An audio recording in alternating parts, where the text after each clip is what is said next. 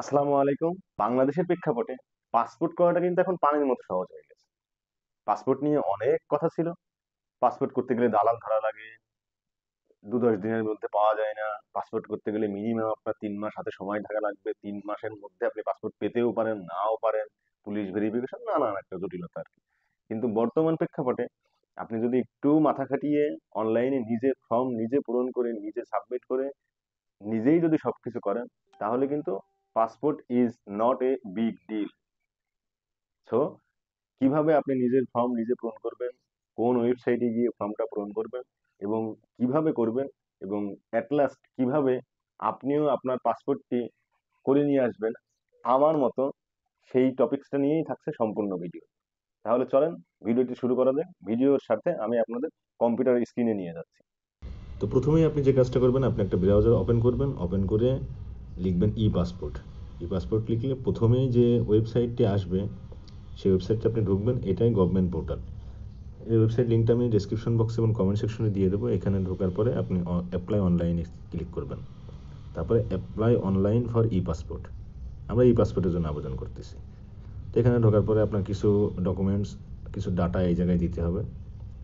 এগুলো কেয়ারফুলি পূরণ করবেন। হ্যাঁ, আমি বাংলাদেশের নাগরিক, তারপরে আপনার ডিস্ট্রিক্ট দিতে হবে, আপনি কোথা থেকে, কোথায় পাসপোর্ট অফিসটা শো করবেন আর কি, কোন পাসপোর্ট অফিসে আপনি করতে দেবেন সেটা আর কি। তো আমি ঢাকায় থাকি, যেহেতু ঢাকায় দিলাম, এবং আমি মিরপুরে মানে কাফরুল থানার মধ্যে আছি, তাই এখানে আমি কাফরুল থানাটা সিলেক্ট করে দিলাম। যেমন দেখেন নিচে কিন্তু অটোমেটিকলি আমাকে একটা অফিস সাজেস্ট করে দিছে যে আমি আগারগাঁও অফিসে যাব। এটা কিন্তু অটোমেটিকলি চলে আসবে আপনি যে ঠিকানা দিবেন। তারপর ডান করে পরবর্তী পেজে গেলে ইমেল অ্যাড্রেস, এই ইমেল অ্যাড্রেসটাতেই আপনার সকল ইনফরমেশন ওনারা কিন্তু পাঠাবে।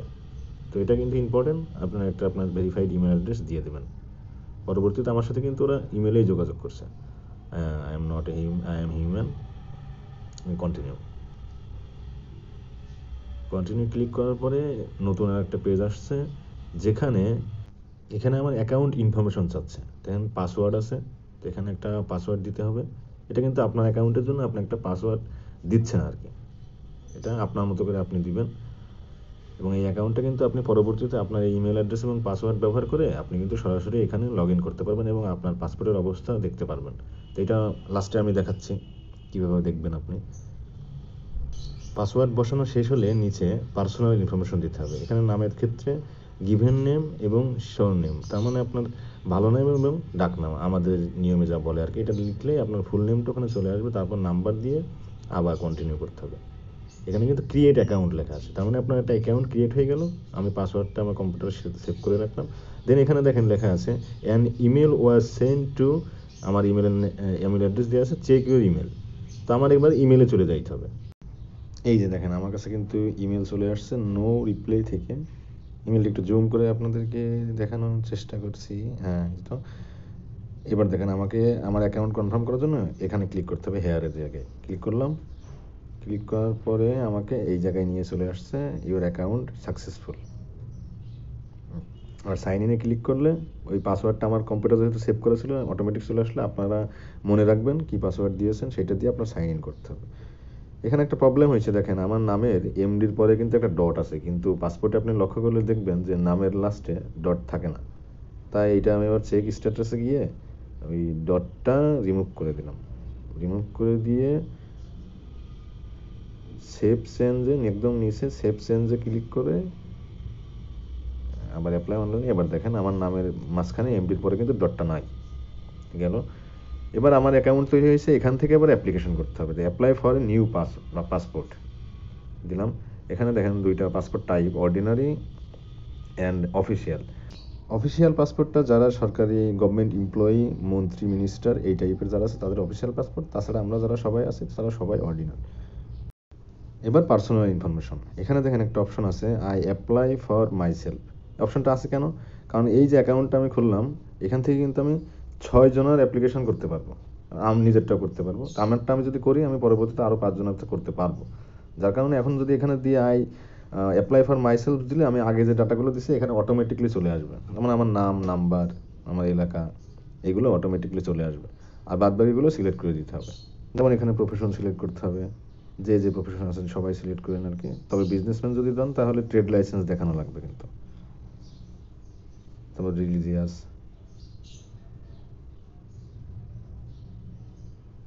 Birth of date, birth place, birth district আছে, তো বার্থ ডিস্ট্রিক্টটা দেবেন। তারপরে আপনার বার্থ ডেট, এবং এইগুলো কিন্তু আপনার সার্টিফিকেট, আপনার এনআইডি কার্ডে যেভাবে আছে সেভাবে দেওয়ার চেষ্টা করবেন, তাহলে পরবর্তীতে ঝামেলা এড়িয়ে থাকতে পারবেন আর কি। তারপর এই জায়গায় সিটিজেন টাইপ, আমরা সবাই by birth citizen, by birth দিয়ে দিলাম। দিয়ে আমি এখান থেকে সেভ অ্যান্ড কন্টিনিউ ক্লিক করলাম। পরবর্তী পেজে আমাকে নিয়ে আসছে, এখানে অ্যাড্রেস দিতে হবে। সিলেক্ট ডিস্ট্রিক্ট, আমার চুয়াডাঙ্গা ডিস্ট্রিক্ট আছে, চুয়াডাঙ্গা সিলেক্ট করে দিলাম। এখান থেকে এটা কিন্তু পার্মানেন্ট অ্যাড্রেস, মানে আপনার এনআইডি কার্ডে যে অ্যাড্রেস আছে সেই অ্যাড্রেসটা দেবেন। আমার গ্রামের নাম দিয়ে দিলাম। গ্রামে যেহেতু রোড, ব্লক, হাউস নাম্বার এগুলো থাকে না, তো এগুলো দেওয়ার দরকার নেই। তো এখানে আপনার পোস্ট অফিসটা সিলেক্ট করে দিতে হবে। আমার আলমডাঙ্গা আমি সিলেক্ট করে দিলাম। পোস্ট অফিসটা সিলেক্ট করে দিলেই আপনার অটোমেটিক এখানে পোস্ট কোডটা কিন্তু অটোমেটিক বসে যাবে। তারপরে পুলিশ স্টেশনটা সিলেক্ট করে দিতে হবে, আলমডাঙ্গা আমি সিলেক্ট করে দিলাম। দেওয়ার পরে কিন্তু আমার পার্মানেন্ট অ্যাড্রেসের কাজটা কিন্তু শেষ হয়ে গেল। অনেকের ক্ষেত্রে পার্মানেন্ট অ্যাড্রেস এবং প্রেজেন্ট অ্যাড্রেস একই থাকে, তো আপনারা সেমটা দিতে পারেন। সেমটা দিলে ভেরিফিকেশন এক জায়গাতেই হবে। আর যদি প্রেজেন্ট অ্যাড্রেসটা আলাদা হয়, আমার যেমন আলাদা, আমার প্রেজেন্ট অ্যাড্রেস ঢাকা, তাই ঢাকা দিতে হচ্ছে, তো আমি ঢাকা দিয়ে দিচ্ছি। আমার ভেরিফিকেশন কিন্তু হবে 2 জায়গায়, এবং ভেরিফিকেশন কিন্তু 2 জায়গাতেই হয়েছে। এইগুলো পূরণ করার পরে আপনি আবার নিচে গিয়ে সেভ অ্যান্ড কন্টিনিউ বাটনে ক্লিক করলে আপনি পরবর্তী পেজে চলে আসবেন। এখানে আপনার যদি আগে কোনো পাসপোর্ট থেকে থাকে তাহলে সেইটা দিবেন, আর যদি না থাকে তাহলে দিবেন না। তো আমাদের যেহেতু নেই, তো আমরা এখানে no I don't have any previous passports এটা সিলেক্ট করে দেবো। সিলেক্ট করে দিয়ে নিচে স্ক্রল করে আসে নো আই হ্যাভ নো, তারপর ন্যাশনাল আইডি কার্ডের নাম্বারটা এই জায়গায় আপনি দিয়ে দেবেন। দিয়ে আপনি সেভ অ্যান্ড কন্টিনিউ বাটনে ক্লিক করবেন। এবার পরবর্তী পেজে আমাদেরকে প্যারেন্টাল ইনফরমেশনটা দিতে হবে। এখানে আপনার প্রথমে বাবার নাম দিতে হবে, এবং বাবার নাম দেওয়ার ক্ষেত্রে আপনার এনআইডি কার্ডে এবং আপনার সার্টিফিকেটে যে নামটি আছে বাবার, সেই নামটাই দিবেন। কারণ সেক্ষেত্রে যদি আপনার বাবার এনআইডি কার্ডে যদি তার নামের সাথে আপনার এনআইডি কার্ডে যে নাম আছে সেটা যদি না মেলে, সেক্ষেত্রে আপনি একটা ট্রিক্স অবলম্বন করতে পারেন। এখানে আপনার বাবার এনআইডি কার্ডের ইনফরমেশনটা দেবেন না, কারণ এখানে দেখেন এটা অপশনাল লেখা আছে। তা আমার একটু ঝামেলা আছে, তার কারণে আমি এটা দিইনি। এখানে মায়ের ইনফরমেশন, এবং মায়ের ক্ষেত্রেও ওইটাই, আইডি কার্ডটা অপশনাল, আপনি দিলেও হইলো, না দিলেও সমস্যা নাই। তো আমি কিন্তু তাদের এনআইডি কার্ডের ইনফরমেশনটা এখানে দেইনি, যার কারণে ওখানে তাদের নাম ভুল থাকলেও এটা কিন্তু আমার জন্য কোনো প্রবলেম হয়নি। তো আপনারা এই সমস্যাটা কিন্তু এইভাবে এড়াতে পারেন। একদম নিচের এই জায়গাটাই দেখেন, এখানে দেওয়া আছে legal guardian, not applicable, tick mark already করা আছে। তো লিগ্যাল গার্ডিয়ানটা যখন আপনি বাচ্চাদের এনআইডি কার্ড করবেন, তখন লিগ্যাল গার্ডিয়ান হিসাবে আপনার ইনফরমেশনগুলো এখানে দিতে হবে। সেভেন কন্টিনিউয়াস দেখলে এবার স্পাউস ইনফরমেশন, মানে আপনার ওয়াইফের ইনফরমেশনটা এখানে দিতে হবে। তো আমার ওয়াইফের ইনফরমেশনটাও এখানে দিয়ে দিলাম। আমার বৈবাহিক অবস্থা দিয়ে ওয়াইফের ইনফরমেশনগুলো এখানে দিয়ে দিতে হবে। এখানে দেখেন ওয়াইফের আইডি কার্ডটাও কিন্তু অপশনাল, তা আমি দিইনি। Seven continue. এবার ইমার্জেন্সি কন্ট্যাক্ট। তো ইমার্জেন্সি কন্ট্যাক্ট হচ্ছে আপনার নাম্বার ব্যতি রেখে আপনার পাসপোর্টে যদি কোনো প্রবলেম হয়, সেক্ষেত্রে কার নাম্বারের সাথে যোগাযোগ করবে। এখানে রিলেশনশিপটা দেওয়া আছে, কার নাম্বারটা এখানে দেওয়া যায়। তো আপনি আপনার যে কোনো একজনের নাম্বার কিন্তু এখানে দিয়ে দিতে পারেন। এখন যার আবার এখানে সিলেক্ট করবেন, যেমন আমি স্পাউস সিলেক্ট করলে এখন তার আবার একটু ডিটেলস কিন্তু দেওয়া লাগবে, তার অ্যাড্রেস, তার ফোন নাম্বার, তারপর তার ইমেল অ্যাড্রেস, এগুলো কিন্তু তখন এখানে দিয়ে দিতে হবে। যদি আপনার পাসপোর্টের কোনো আপনাকে কন্ট্যাক্টে না পাওয়া যায়, যদি কন্ট্যাক্ট করা লাগে, তখন কিন্তু তারা এই নম্বরে কন্ট্যাক্ট করে বা এই অ্যাড্রেসে কন্ট্যাক্ট করে তাকে জানাবে আর কি। এই কারণে ইমার্জেন্সি কন্ট্যাক্টটা দেওয়া লাগে।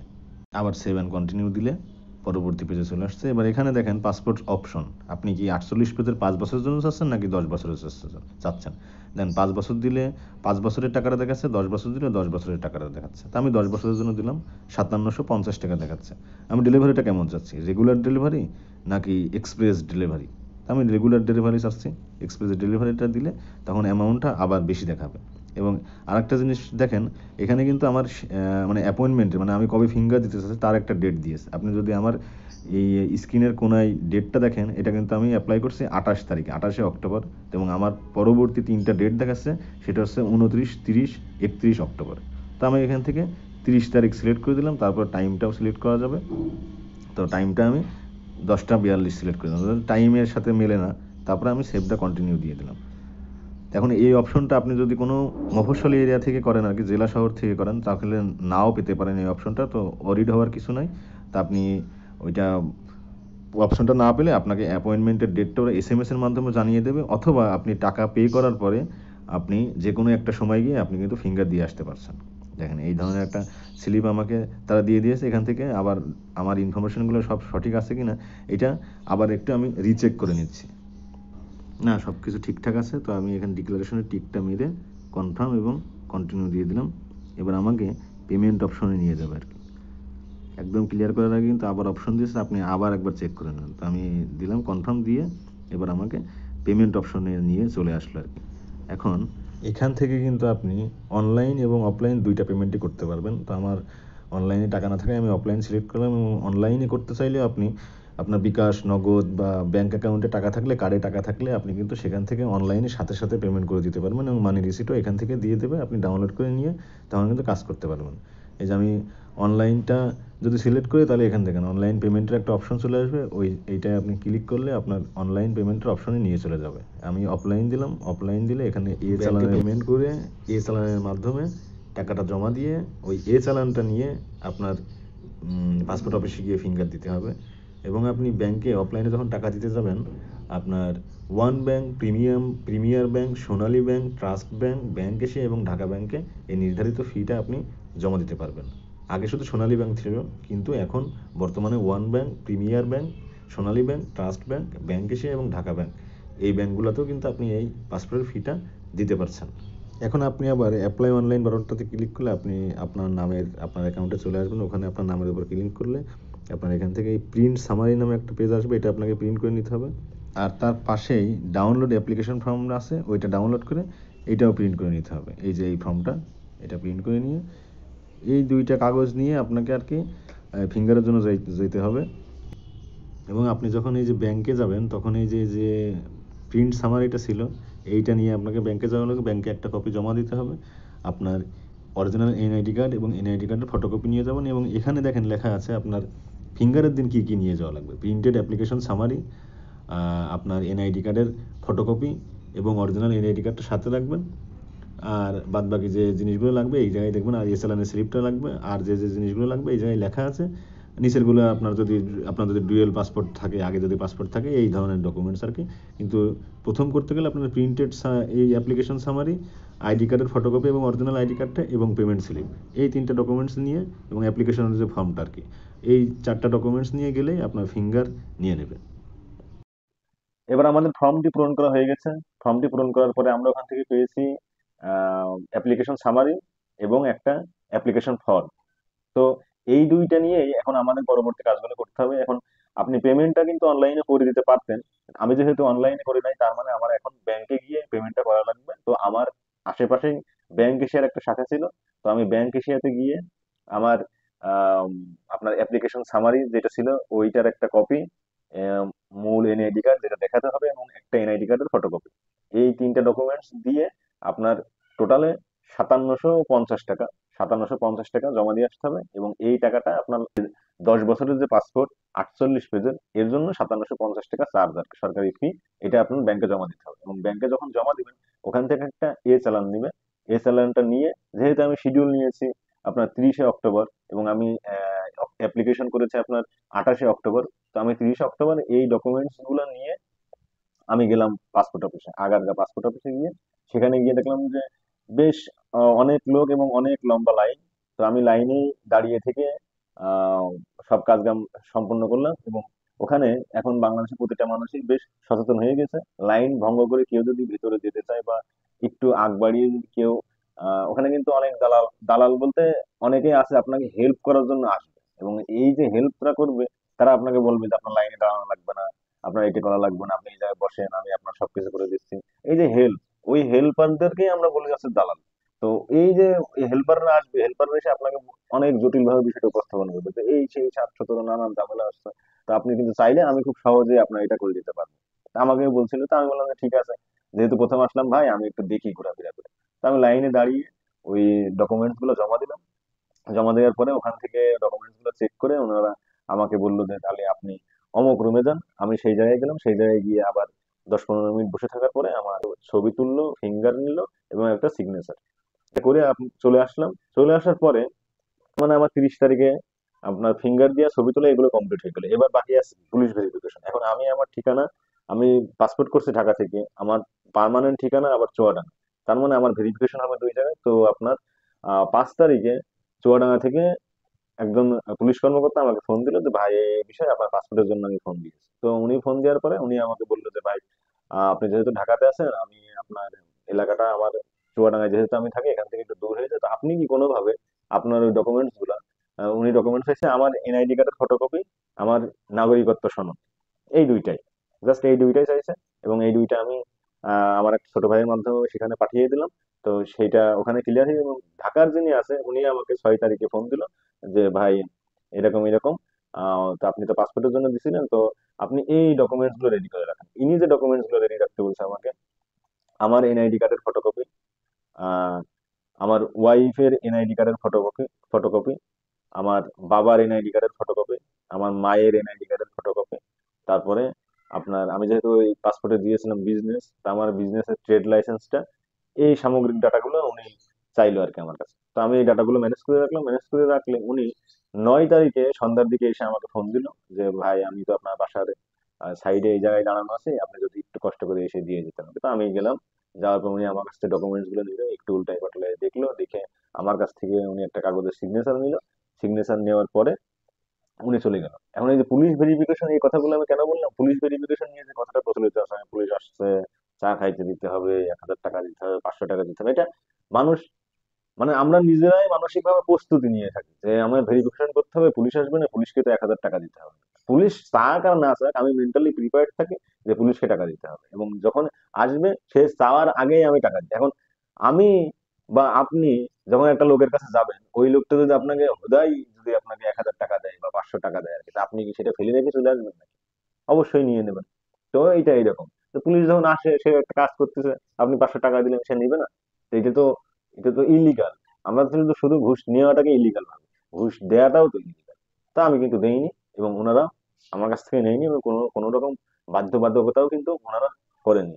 যাই হোক গেল, এটা 9 তারিখে ঘটনা। 9 তারিখে সাবমিট করে দেওয়ার পরে আহ পুলিশ ভেরিফিকেশন কমপ্লিট, ফিঙ্গার দিই তখন কিন্তু আমাকে ডেট দিয়ে দিয়েছে, না এটা স্লিপ দিয়ে দিয়েছে, আপনার ডেলিভারি স্লিপ দিয়ে দিয়েছে, যে স্লিপটা নিয়ে আমাকে 20 তারিখে যেতে বলেছে। কিন্তু 16 তারিখে 16 তারিখে তারা আমাকে মেল করে দিয়েছে যে আপনার পাসপোর্ট রেডি হয়েছে, আপনি চাইলে এসে নিয়ে যেতে পারেন। তো আমি এই যে 18 তারিখে গিয়ে পাসপোর্টটা নিয়ে আসলাম। তার মানে এই যে 18 তারিখে গিয়ে পাসপোর্টটা আমি নিয়ে আসছি। তার মানে আপনি আমি আবেদন করছি 28 তারিখে, টাকা জমা দিছি, টাকা জমা দিছি 29 তারিখে, আর 30 তারিখে গিয়েছি ফিঙ্গার দিতে, ছবি তুলতে। এবং মূলত টাইম পিরিয়ডটা শুরু হয় আমি যেদিন ছবি তুলে আসলাম আর কি। তো আমি ছবি তুললাম 30 তারিখে, আর 16 তারিখে তারা আমাকে ইমেল করছে যে আমার পাসপোর্ট রেডি। তার মানে সময় লাগলো কতদিন? অনলি কিন্তু 16 দিন সময় লাগছে। এই 16 দিনের মধ্যে আমি কিন্তু আমার এই পাসপোর্টটি পেয়ে গেছি, এবং এর জন্য খরচ হয়েছে মাত্র 5750 টাকা, যে টাকাটা সরকারি খাতে দেওয়া হয়। এটা যদি আপনি অনলাইনে সার্চ করেন, সেখানেও কিন্তু দেখতে পারবেন। তো আপনিও কিন্তু খুব সহজে এইভাবে দালাল মুক্ত ভাবে, দালালহীন ভাবে, অতিরিক্ত একটা টাকা বাদে কিন্তু আপনি আপনার পাসপোর্টটি করে নিতে পারেন। এখন আমি তো পেয়েছি এটা রেগুলার ডেলিভারিতে। এখন আপনি যদি এটা এক্সপ্রেস ডেলিভারি দেন, এক্সপ্রেস ডেলিভারি যদি দেন, তাহলে আপনি 1 সপ্তাহের মধ্যে পাবেন। আর আপনি যদি সুপার এক্সপ্রেস ডেলিভারি দেন, সেক্ষেত্রে টাকা লাগবে 10,000, এবং এক্সপ্রেস ডেলিভারি টাকা লাগবে 8,000। এটা আপনি অনলাইনে ঢুকলে পাবেন আর কি। আর যদি আপনি সুপার এক্সপ্রেস ডেলিভারি দেন, তাহলে আপনি পাসপোর্ট পাবেন 3 দিনে। এখন এটা আপনি একটা দালালের কাছে গেলেন, ভাই আমার তো 5 দিনের মধ্যে পাসপোর্ট লাগবে, কিভাবে কি করা যাবে? আমার দালাল বললো যে, হ্যাঁ তাইলে তো খুব জটিল, আপনি আমাকে 20,000 টাকা দেন, তারপরে আমি করে দিচ্ছি। কিন্তু বিষয়টা তো 20,000 টাকা তো ওনাকে আপনি যখন ওনাকে দিচ্ছেন, উনি তো 10,000 টাকা দিয়ে আপনার এক্সপ্রেস ডেলিভারিতে 3 দিনের মধ্যে পাসপোর্ট নিয়ে আসছে। এটা তো আপনিও পারবেন।